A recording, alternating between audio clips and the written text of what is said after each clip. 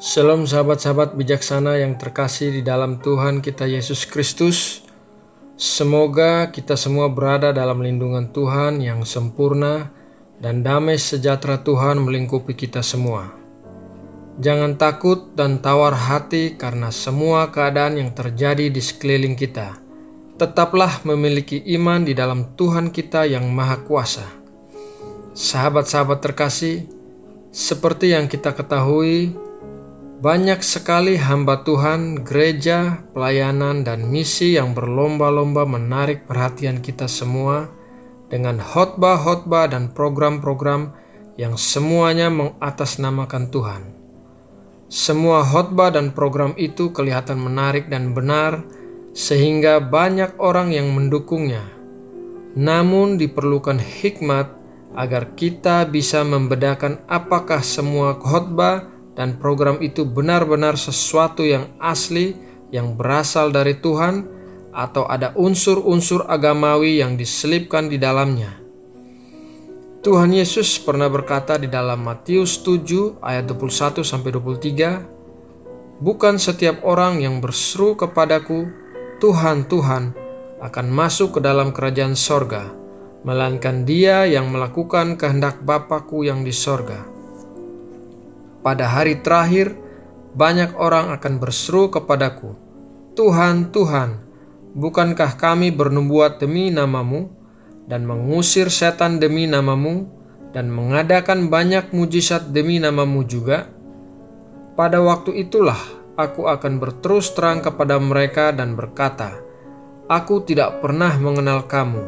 Enyalah daripadaku, kamu sekalian pembuat kejahatan." Sahabatku, ini berbicara bukan tentang orang-orang yang belum mengenal Kristus, tetapi ini berbicara tentang orang-orang yang telah mengenal Kristus dan menerima karunia-karunia rohani serta mengadakan mujizat-mujizat. Namun demikian, Tuhan Yesus mengusir mereka dan menyebut mereka pembuat kejahatan. Mengapa demikian? Pertama, banyaknya pendukung tidak berarti sesuatu itu pasti benar.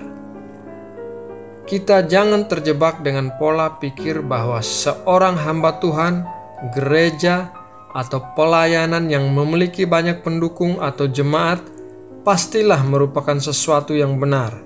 Hal ini bisa kita lihat di dalam Lukas 23 ayat 13-23. Pilatus 3 kali berusaha melepaskan Tuhan Yesus dari dakwaan.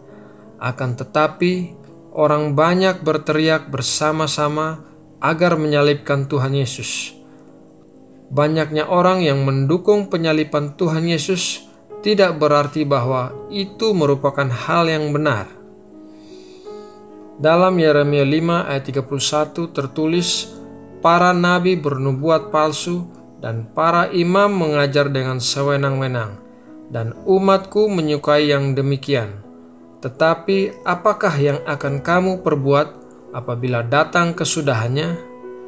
Juga tertulis di dalam Matius 24 ayat 11, "Banyak nabi palsu akan muncul dan menyesatkan banyak orang."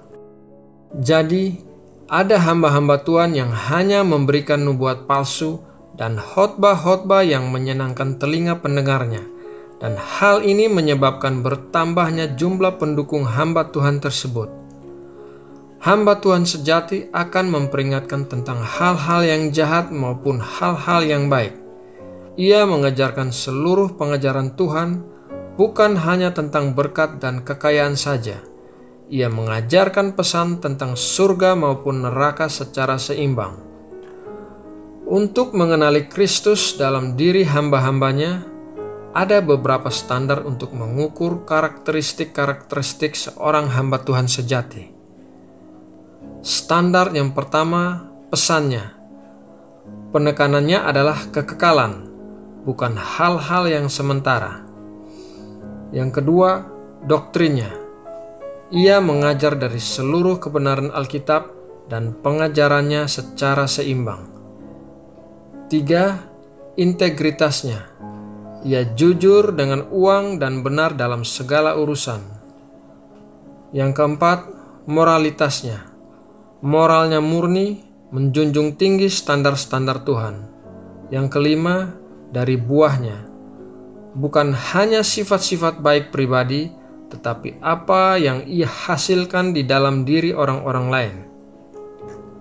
Poin yang kedua, jangan tertipu oleh mujizat, tanda-tanda, dan keajaiban. Banyak orang terkagum-kagum oleh mujizat dan mereka berpikir bahwa mujizat-mujizat itu merupakan bukti otentik bahwa orang yang mengadakan mujizat itu pastilah seorang yang benar. Jika demikian, maka orang bisa dengan mudah tergoda oleh antikris atau nabi palsu, karena antikris atau nabi palsu sangat ahli mengadakan mujizat-mujizat dan menyamar menjadi malaikat terang. Mari kita baca dalam Wahyu 13 ayat 13-14. Dan ia mengadakan tanda-tanda yang dahsyat, bahkan ia menurunkan api dari langit ke bumi di depan mata semua orang. Ia menyesatkan mereka yang diam di bumi dengan tanda-tanda yang telah diberikan kepadanya untuk dilakukannya di depan mata binatang itu. Dan ia menyuruh mereka yang diam di bumi supaya mereka mendirikan patung untuk menghormati binatang yang luka oleh pedang, namun yang tetap hidup itu.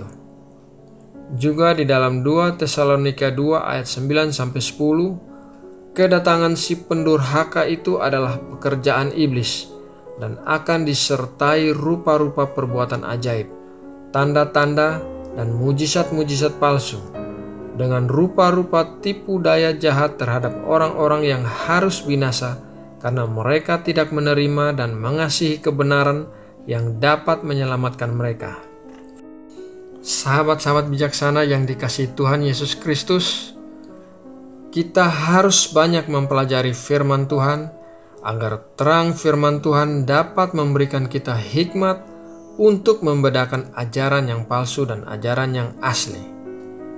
Berikut ini adalah beberapa hal yang dapat menjadi tongkat pengukur keaslian suatu pengajaran. Apakah pengajaran itu berasal dari Tuhan atau tidak? Yang pertama, suara Tuhan selalu jelas, tidak pernah samar-samar atau berubah-ubah. Firman Tuhan yang disampaikan harus memiliki otoritas dari Roh Kudus yang mampu membuat orang sujud dengan rasa hormat dan takut akan Tuhan, serta mampu menegur dan mendisiplinkan orang yang mendengarnya. Suara Tuhan yang otentik mampu mengubah karakter, dan yang paling penting adalah firman Tuhan yang disampaikan harus selaras dan tidak bertentangan dengan Alkitab.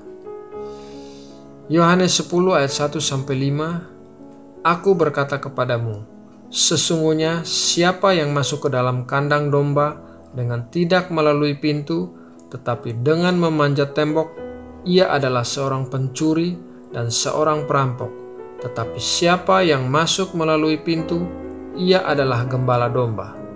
Untuk dia penjaga membuka pintu dan domba-domba mendengarkan suaranya, dan ia memanggil domba-dombanya masing-masing menurut namanya dan menuntunnya keluar. Jika semua dombanya telah dibawanya keluar, ia berjalan di depan mereka, dan domba-domba itu mengikuti dia, karena mereka mengenal suaranya. Tetapi seorang asing pasti tidak mereka ikuti, malah mereka lari daripadanya, karena suara orang-orang asing tidak mereka kenal. Kedua adalah, sampul buku harus sesuai isinya. Artinya, kehidupan seorang hamba Tuhan harus sesuai dengan apa yang disampaikannya. Beberapa hamba Tuhan begitu ahli memanipulasi sehingga mampu menyembunyikan agenda-agenda pribadinya di dalam lapisan khotbah dan pelayanan yang disampaikannya. Diperlukan waktu yang tidak terburu-buru untuk menilai kejujuran dan integritas seorang hamba Tuhan. Di dalam Matius 5 ayat 37 berkata, "Jika ya, hendaklah kamu katakan ya. Jika tidak, hendaklah kamu katakan tidak. Apa yang lebih daripada itu berasal dari si jahat." Tongkat pengukur keaslian suatu pengajaran yang ketiga adalah, siapakah yang menjadi bintang?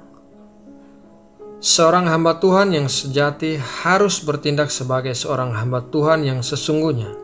Artinya, ia tidak menarik perhatian publik kepada dirinya sendiri, melainkan menarik perhatian kepada Tuhan yang dilayaninya.